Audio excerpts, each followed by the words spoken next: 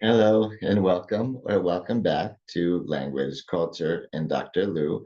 And today I'd like to talk about a lot of words that we have in our everyday language that we use that are actually trademarked.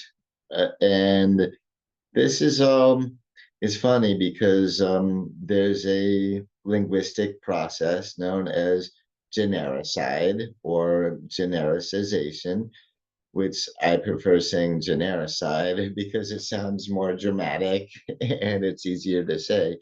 And what that is when a word starts out in a language as something that is trademarked, like a word for one specific product, for instance, like the word aspirin was trademarked by the Bayer Pharmaceutical Company, and then people started using the word aspirin just as a generic term for any over-the-counter painkiller. And that one's an interesting example because while the trademark registration has ended, uh, it's it's no longer a copyrighted word, so other companies don't have to pay there to use it anymore. But we still have a lot of people using it as a generic term for over-the-counter painkillers. And so there are literally hundreds of examples of words like that in English. For example, starting with X, we got the word Xerox, which people used to call, well, more often than not, people used to refer to a photocopy machine as a Xerox, even if it was not by that brand, or even using it as a verb, to Xerox, instead of saying to photocopy something. Or a Xerox could also be a photocopy. And that one, I'm not sure that word Xerox is going to stand the test of time in its generic usage the same way that aspirin did, which, by the way, aspirin, that word is still trademarked in a few countries like Canada and Germany, but in the US, not anymore. That registration expired. And so, but yeah, with Xerox losing its control of the market share and the company going down, we're seeing a lot more people say photocopy instead. But we'll see. We have to wait and see. So I have a couple dozen examples of these kinds of words, well, including the two I just gave you, aspirin and Xerox, and also the word Frigidaire comes to mind. People often use that to refer to any refrigerator, but I'm not sure that one is sticking around forever either because it's easier to just say fridge and shorten it anyway. So, what other words have you been using like pretty much every single day without even necessarily knowing that they're copyrighted or without referring to the actual brand that the name signifies? Well, for one, with B, we got Band-Aid, right? We use this term for, yeah, basically, we often say Band-Aid or Band-Aids instead of an adhesive bandage or adhesive bandages. But that is certainly trademarked. And so if you want to use more generic term, you can just say an adhesive bandage. So maybe that's not so offensive to Band-Aid's competitors anyway. And so I will be doing that with this because with a lot of these words where we use the brand name so much, sometimes we forget. Sometimes it's hard to remember how to say it in other words to refer to these things. And so I will be giving examples like that, just like adhesive bandage for Band-Aid. And that one's pretty funny because uh, yeah, a lot of people might not even know the other way to say it, just have to use Band-Aid. And so I encourage you to learn both ways to say it. And the next one also starts with a B, that is bubble wrap. which you know that stuff, like if you shop on Amazon or anything, you end up with a lot of bubble wrap in the bags, which we can just call this inflated cushioning or packaging material. Uh, but yeah, that one's hard to forget, bubble wrap, because yeah, you can wrap it around stuff and there's lots of bubbles in it, so it's pretty self-explanatory just as is with the um, trademarked version of it. So I do wonder if that one will stand the test of time. I don't know. In my opinion, bubble wrap is terrible for the environment, so hopefully we won't be using that kind of stuff anymore. But oh well. So, what other words do we use every day that is actually trademarked? Chapstick, right? We often use the term chapstick to talk about any kind of lip balm. And but chapstick itself is a copyrighted word. And a lot of the times we end up applying chapstick to mean any kind of lip balm, and mostly because chapstick has been the most successful product of that kind for many years. And so the word just sort of took over. And and that's how this genericide often works. And so, yeah, if you don't want to give any credit to the company who makes chapstick, then just call it lip balm. That's fine too. And Coke, right? And this is tough for a lot of people because it's often people prefer Pepsi or Coke in the US. But Coke has also undergone genericization, even though that word was indeed trademarked by the Coca-Cola company.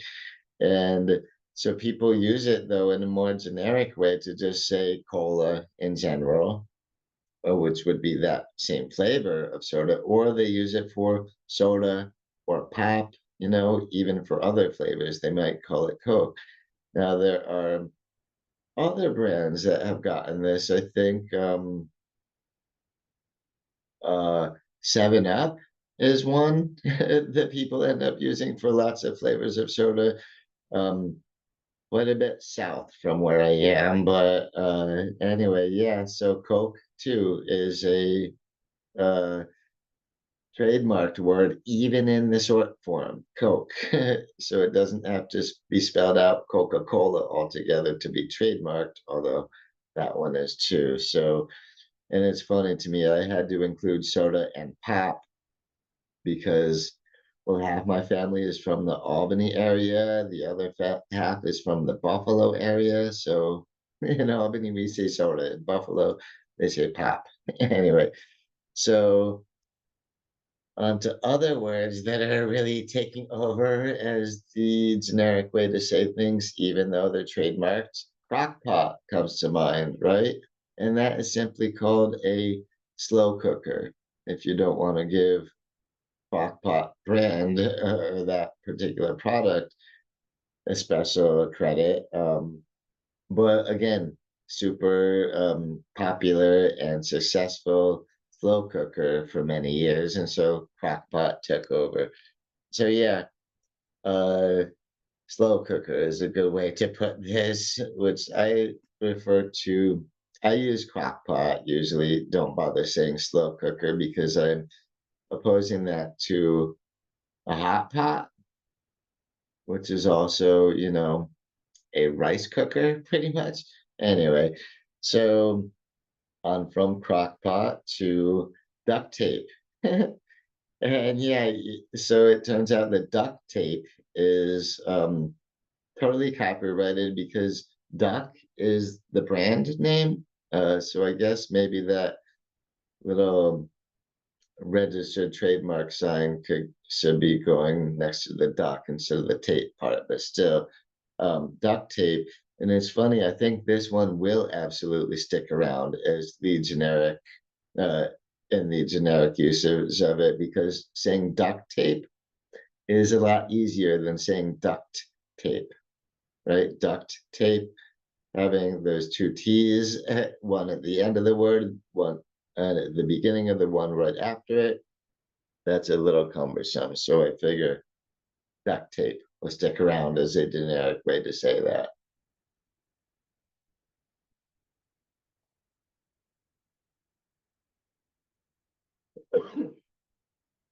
Excuse me. And so, yeah, duct tape, and plus everybody knows it fixes everything. So I don't expect that product to be disappearing anytime soon either. And so, what else? Google. And this can be used generically both as a noun for an internet search engine or as a verb, meaning we say to Google something is to look it up online or to search for information about it, or yeah, it's an online search. To Google something is to search for it online. And you could use the term to Google something even if you're using a different search engine, because that's how generic it has become. And I do hope this one sticks around well, because I'm biased, because I have a YouTube channel, and YouTube and Google both owned by Apple Alphabet, so it's more or less same company. So I do hope that Google sticks around. And it was finally just a few years ago that it made it into dictionaries, meaning to search for information about online or to look up online. And so this isn't just in popular speech, it's also made it into dictionaries. And Zello. Hmm. Interestingly, the trademark for the word Zello is has that hyphen in it and a capital O. That's how the registered trademark goes. And we can always just call that a gelatin dessert if it's by any other company, or even the one that Jello makes could be called that. And the word Jello just spelled without the hyphen and without the capital letters, well, without the capital O. Sometimes people use it that way. And I'm not sure if that skirts around copyright. I bet it doesn't, because on the generic ones and store brand ones, it often says gelatin or gelatin dessert or even jelly dessert, things like that. So I'm guessing, yeah, Jello, that hyphen is probably not necessary to fall under copyright anyway. But yeah, that one has really stuck around for, well, as long as the product has, because they really took over the whole market in gelatin desserts, that is. And now jet ski, that's something you could just call a personal watercraft.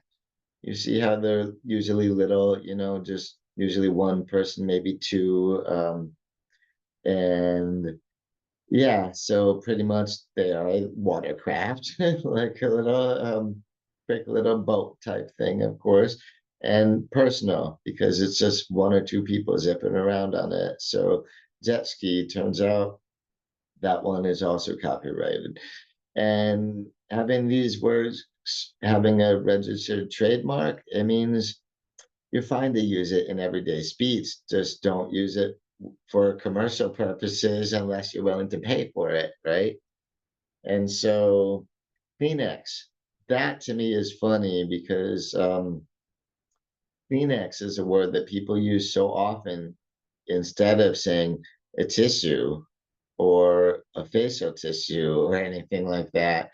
Um, they'll just say a Kleenex, and that has gotten to the point where kids grow up saying Kleenex, and then they might not even know how you actually say the word tissue. And that happens with a lot of people with a lot of these words, where the brand name just sort of takes over and squeezes out the other one mostly. So that's why I'm trying to, well, give you the other one too, tissue or tissues. That's another way to say Kleenex. And onesies, there's little bodysuits that we put on babies and infants and all that, onesies. That word too is trademark, and that to me is kind of funny because that's what everybody calls them. like I wouldn't even think to use the word bodysuits when talking about the babies, which by the way, the word bodysuits, that's only really necessarily a generic one for talking about the onesies for babies and infants and all that, because there has been for the word bodysuits, there's been, well, in adult versions of these, there is a trademark that's registration has not gone through yet, so there's a possible copyright on the way. But for now, at least for the ones for babies, we can call them bodysuits instead. But yeah, I don't know. Onesies seems to me pretty appropriate because it's one garment covering basically a whole baby. Anyway, but yeah, so that's onesies. And ping pong is also, of course, pretty darn trademarked. It's a registered trademark from one specific company, and it's been such a popular sport drawing. Uh, Around in lots of places in the world, and we mostly think of ping pong as an Asian thing because the name also sounds Asian, but we can just call it table tennis, which I think is a pretty apt description of what it is because it's kind of exactly like like tennis, except the whole court is a table, and there you go. Anyway, so that's table tennis, which is another word for ping pong, and popsicle. Did you know the word popsicle is also trademarked? Yeah, they've got a registered trademark for that because I don't know. When I was growing up, we just kind of always called them popsicles, and so I didn't know there was another way to say it. And it turns out, yeah, there is ice pop. And so, yeah, and I do expect the word popsicle to stick around for generic usage for a long time because they're still doing pretty good. A lot of the ice pops that you see in the grocery store freezer section are actually still popsicle brand, and they are delicious. Oh, and here's another word that I didn't know was copyrighted until I started doing research. I didn't know it was trademarked until I started doing research for this video. Realtor, which I'm unlikely to say a realtor anyway, because I'm not ever sure whether it should be realtor or realtor, um, whether it's sounds like it's spelled or the other way that's easier, realtor anyway. And so I've just always gone around saying real estate agent. Because to me it's just easier to say that way. But yeah, so turns out realtor is indeed trademarked, but you don't have to call that person a realtor. You can call them a real estate agent. Um, they're doing the same job pretty much, as far as I can tell. And so rollerblades, that's one. I don't know if anybody remembers rollerblades back from, well, from near the beginning of them. I'm remembering back to the early 90s when they mostly looked like skates, like I mean like skis, like these big long things with blades, with the roller things in the middle. And that was my first impression of rollerblades. And then they got more and more popular, and you ended up seeing them look more like the ones in the picture here and all that. And but that word too is trademarked, and people don't really seem to care whether those particular inline skates are rollerblades or by another brand. Um, because rollerblades is pretty much always how we say it. Well, most often how we say it instead of ever saying inline skates. Um, which I don't know. I kind of like the inline skates saying of it because that really helps describe them pretty well visually for me. So I know the difference between inline skates as opposed to regular old clunky roller skates with the four wheels in a rectangle. Anyway, so yeah, rollerblades, turns out that's totally copyrighted, but you don't have to say that if you don't want. You can always just say inline skates. And Scott's tape. This is something too that a lot of people forget how to say, how else to say this. What is Scott's tape actually called, right? And we call it clear adhesive tape or sometimes transparent adhesive tape, which I know saying adhesive with tape seems to be redundant. And it's also Scott's tape is not the only kind of tape that's adhesive. So I don't really like just using adhesive tape. I often call it clear adhesive tape, just well, to make it clear what it is, which one I'm talking about. But yeah, since a lot of people grew up without even knowing to call it clear adhesive tape or transparent adhesive tape, they just call it Scotch tape and might not know any other way to say it, but it's fine. Um, because that company, by the way, 3M is, I think, the company who copyrighted this, who trademarked this. And I think they actually put on the Scotch tape packaging transparent adhesive tape. So they're actually not hiding what it is either. And so, yeah, it turns out it has nothing to do with Scotch, the beverage at all, right? It's just clear adhesive tape. So that's what we would also call Scott's tape. And did you know that the word styrofoam is a registered trademark as well? Yeah. And that to me is funny because for so many years I didn't know any other way to say this stuff. And it's actually polystyrene foam. So yeah, polystyrene, that's the material that styrofoam is made out of. And yeah, so that's it. You don't have to say styrofoam. You can say polystyrene foam. But I think that again, styrofoam is going to stick around as the generic term for this as well, because it's easier to say that way, styrofoam, as opposed to polystyrene foam, right? So cumbersome. So let's just keep on saying styrofoam. And did you know that superhero was also a registered trademark?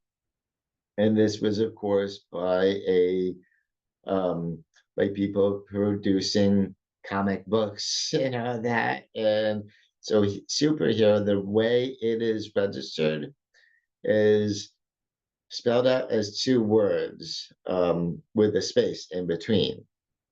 Now, we can use this word without fear of copyright infringement if we use it in the more generic way. Superhero spelled as one compound word with no spaces in between, that's fine. So if you want to call Supergirl here a superhero, yeah, keep it as one word if you want to be generic about it. And although Supergirl, I'm pretty sure that one, regardless, qualifies as a trademark. And so, what else? Hazer. This is, I found this picture. This is from an episode of The L Word. And this is Jenny Sector, who's got the taser here, her character. And anyway, that character. And a taser, did you know that that's a copyrighted word? And a lot of people don't even know any other way to say taser, any other word to use for it, but we can call it an electroshock weapon. Um, and by the way, I think that Jenny Sector there was totally justified in her using the taser against the homophobic, transphobic bigots. But anyway, that's just my opinion. I never would promote violence, but it's kind of fun because it's a TV show. So pretty sure that nobody actually got hurt, at least if they did the stunt well anyway. So yeah, if you want another word for taser, it comes in two words, electroshock weapon, which is easy to remember because it works a lot. like, electroconvulsive therapy, electroshock therapy, because there's actual shocking. And yeah, it does make people twitch around too. Anyway, so yeah, that's a taser. It's just an electroshock weapon. And Vaseline, that to me too comes to mind as something that a lot of people just use the brand name Vaseline whenever we're talking about petroleum jelly. And I do like using the terms petroleum jelly because it helps remind me, well, where it came from, what kind of a product it is. But Vaseline really took over. And of course, now they have Vaseline lip balms and things like that, lots of other products, but pretty sure that company is always going to have their name be synonymous with petroleum jelly. Yeah. And so the very last one I have for you today is, which I promise this video is coming to an end pretty soon, is Velcro, because that too is one specific trademarked, registered trademark name for a product of one specific company. But we just use this term as a general thing. Like, let's say you have Velcro sneakers. See, they might not actually be using Velcro brand to do that, which it's otherwise known as a hook and loop fastener. That pretty much explains how it works. You know how there's one side that's a really scratchy side and the other side that's really soft? The side that's really scratchy and prickly is the hooks. Those are the hooks going in there. And the side that's softer, those are the so-called loops that the hooks end up, well, hooking into to fasten it. And I do find Velcro super useful. I have plenty of big strips of it I use when I need something fastened. And I don't know. I think that one will stick around a long time too, Velcro, but who knows? Time will tell if maybe they come up with a quicker way to say it other than Velcro than hook and loop fastener, because that's kind of cumbersome. So I'm guessing the Velcro thing will stick around. And thank you for sticking around for all of those. Well, so far, that was what, yeah, 24 examples of different words that we use like every day, but are really copyrighted. And so please do, if you got anything out of this video, give it a thumbs up. And if you're catching it on the replay, please do put in the comments if you have any other suggestions for fun words that we use every day, but we might not have known are copyrighted. I would love to hear them in there too. So thanks again for everybody for watching this video. And as always, I appreciate everybody who watches my videos until the very end, which you just did, because here we go. And so, yeah, so I will be hard at work on my next video. And until then, I will catch you around next time. Bye bye.